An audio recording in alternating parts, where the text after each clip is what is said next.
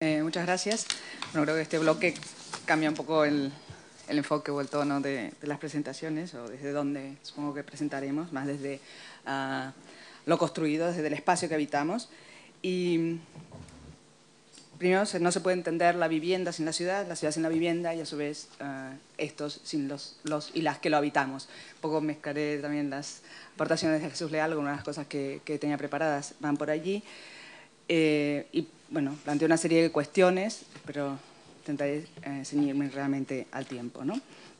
Creo que bueno, todo lo que se ha dicho es muy interesante y para mí muchas cosas posiblemente muy complicadas para mí, pero que todas las cuestiones legales, económicas y políticas que se han hablado y que son obviamente imprescindibles, creo que hay una reflexión que a veces está muy lejana, que es cómo esto se corporiza, cómo se hace el espacio para donde se reflejan estos derechos, estas políticas y esta economía. Y no es igual cómo se construye este espacio, ¿no? Un poco es esta la reflexión que quiero hacer. Que el espacio no es neutro, los habitantes no somos seres abstractos y que en la medida que estos se proyectan desde la planificación urbanística más lejana a la forma, desde la decisión de usos del suelo hasta la decisión más proyectual en manos de arquitectos y arquitectas del espacio habitable, de la vivienda, es importante cómo se hacen estos espacios para conseguir realmente el derecho a la vivienda y el derecho a la ciudad. Lo que hemos construido todos estos años, mucho tiene que ver con estas imágenes que vemos así, donde hay vivienda y no hay ciudad, o sea, la vivienda por sí sola no hace ciudad, que ha generado obviamente un uso insostenible del territorio, segregación insostenible socialmente, ecológicamente, etcétera, una gran segregación, una gran fragmentación, que además esto en momentos de bonanza económica o aparente bonanza económica, todo puede ser, pero en los momentos de crisis estos espacios se convierten en espacios fantasmas, en grandes huellas de elefante blanco que nadie puede mantener y además en espacios de potencialidad, de gran inseguridad y que también desde los organismos públicos o administraciones públicas es muy difícil de atajar y de poder digamos, controlar la inseguridad dada por espacios sin diversidad, por espacios sin habitantes, por espacios sin vida cotidiana y diaria, ¿no? Y creo que ese es unos elefantes blancos que nos quedan en el territorio de muy difícil reintegración. Supongo que quien hable del no crecimiento de la ciudad en parte tendrá que ver con deshacer todo ese desaguisado que hemos hecho en el territorio. Luego, en otros territorios, y creo que podemos hablar desde estas imágenes son en México, pero también se dan en nuestro territorio. Desgraciadamente, la desigualdad social y económica no ha disminuido en los últimos años. Ayer escuchaba esta reunión de expertos europeos que dicen, no sé si el 20 o 24% de la población europea es pobre. No los hemos visto casi hasta ahora. Pobre. Muchos de estos, un 24% creo que era menor de 16 años. O sea, estamos mejor que otros lugares, pero estamos mal. Creo que ha crecido en los últimos años y hay poca referencia a ello. Las urbanizaciones marginales, estos huertos que se convierten en casas, bueno, o una cierta vivienda marginalizada por el exceso, como decía Jesús Leal, de habitantes que viven en condiciones precarias en viviendas no adecuadas. Si vemos la distribución mundial de riquezas, que todo esto ya lo conocéis, pero creo que no es en balde recordarlo, ¿no? Que realmente el 20% de la población mundial tiene el 82,7% de los ingresos mundiales. Esto no es menor. La población mundial va a seguir creciendo y obviamente nosotros estamos aquí posiblemente para discutir más sobre la cuestión de la vivienda y la solución de la vivienda en el Estado español, pero el mundo es uno solo y hay que pensar un poco más allá. Y la población mundial va a crecer y mucho, y especialmente en los países de media y baja renta. Bueno, también coincido con quien hizo el comentario de, creo que fue Pedro Bramo, sobre qué medimos cuando medimos la renta de los países, que es otra cuestión.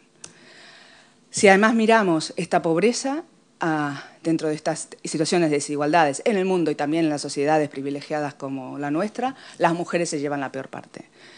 Estos son estadísticas mundiales, 2/3 del trabajo de las horas de trabajo del mundo lo realizan las mujeres, producen la mitad de la comida del mundo y más. Sin embargo, solo el 10% de los ingresos del mundo van a las mujeres y las mujeres tienen 1% de la propiedad o menos de la propiedad del suelo y de la vivienda del mundo. Si vemos las hipotecas o los alquileres o la propiedad de la vivienda, en el caso español también las mujeres están en una situación muy detrás de los hombres. Entonces, el problema de la vivienda es un problema que ha explotado ahora, porque ya era inevitable no verlo, pero hace años esas imágenes eran de 2004, cuando un movimiento, 2005, un movimiento, de cierta manera, espontáneo, llama a la calle a los jóvenes y a la clase media, pero la población de nuestro país y nuestras ciudades es muy diversa, por tanto, una reflexión a hacer es que no existe este ser universal, abstracto al que hemos de dar vivienda, sino que pensar, dentro de lo complejo que es, en las diferentes necesidades, de edades, de orígenes, de opciones, del tipo que sean. Los jóvenes, que en todos los, no solo es la vivienda, en los jóvenes no se les piensa absolutamente nada en la ciudad, las mujeres, y la gente mayor, que es uno de los temas que yo creo que, de cara al futuro, para pensar la ciudad, es muy importante, y no solo porque si las pensiones, si el dinero, sino qué ciudades y qué viviendas tenemos adecuadas, tanto para la gente mayor como para los jóvenes, porque hay una cuestión que no deja de ser paradójica. Las viviendas, está bien, no se puede hacer más, lo público da para lo que da, pero la vivienda pública para jóvenes se habla de vivienda pequeña, son viviendas pequeñas, 40, 45 metros cuadrados. Imposible trabajar, imposible formar familia. Se hace en el momento que necesitas mayor espacio, porque realmente la vitalidad... y se sigue pensando la vivienda como el espacio donde uno va después de trabajar, donde no se sabe, ¿no? Entonces, la vivienda ha de incorporar realmente, yo creo, este espacio de la producción colectiva, entiendo, no sé, hay muchas maneras, y creo que se ha de repensar la vivienda para los jóvenes como un espacio híbrido en donde mezcle producción y reproducción. Y luego pensar en los mayores. Esto salía el otro día en datos de la ONU. En el 2045 los mayores de 60 años superan a los menores de 14 en el mundo.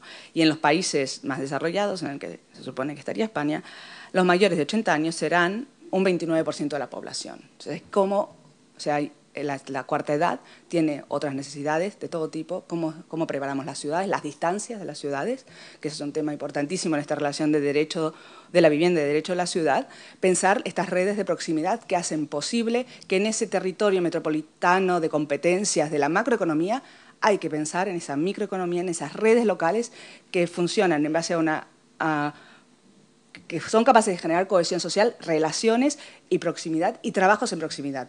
Y que ver cómo los medimos para ser capaces de ponerlos en la balanza y que equiparen a las presiones globales que nos hacen aumentar puertos, aeropuertos, vías de AVE rápido y no invertimos en transporte público local, en generación de trabajo local, etcétera. Creo que es ser capaces de medir estas otras cuestiones de la economía y de la sociedad. En este aspecto, la perspectiva de género significa incorporar precisamente esta vida de mayor complejidad que género, o sea, no es sexo, lo claro solamente, significan aquellos roles que tradicionalmente y culturalmente han sido asignados a las mujeres como sexo y que tienen que ver con el trabajo de la reproducción, el cuidado de los otros, las tareas no pagadas, las invisibles y las que, por tanto, no han estado presentes ni en el pensamiento de la ciudad ni en el pensamiento de las viviendas. La vivienda solo era el sitio donde llegaba el guerrero cansado a descansar y quien vivía allí, que a espabile, que no hacía nada en todo el día. Eso, obviamente, ha cambiado y no ha sido así nunca, y las mujeres seguimos y siguen teniendo este tipo de esquema de vida cuando tienen hijos a su cargo, y si no tienen, es esta. En cambio, el esquema diario de un hombre es mucho más sencillo, más simple, y este es en el que se ha basado la distribución y la planificación territorial, la planificación de transporte está basado en eso, punto a punto, horarios punta. Y ese no es todo, ¿no? Sabéis, la manera de contar clásicamente los traslados es la obligada, casa-trabajo, casa-universidades, y el resto de traslados no son obligados. Yo pediría que hicieran una lista de todos esos traslados no obligados que no se consideran, por ejemplo, en el transporte público. Las horas, también esto tiene que ver otra vez con la capacidad de acceso a la vivienda de las mujeres. Las horas de trabajo de las mujeres son más que los hombres, pero en el trabajo doméstico, por tanto, no remunerado, que es la fila del medio que vemos ahí, el violeta más oscuro es las mujeres, trabajan más horas, o trabajamos más horas, con menos dinero, por tanto, menos capacidad de independencia, de elegir, de acceso a la vivienda, que esto también podría enlazarse con una cuestión que en cierta manera tiene algo que ver con la violencia de género también, y la incapacidad de muchas mujeres de reaccionar por falta de libertad e independencia económica. Hay conjuntos con esta concepción de entender la complejidad de la vida cotidiana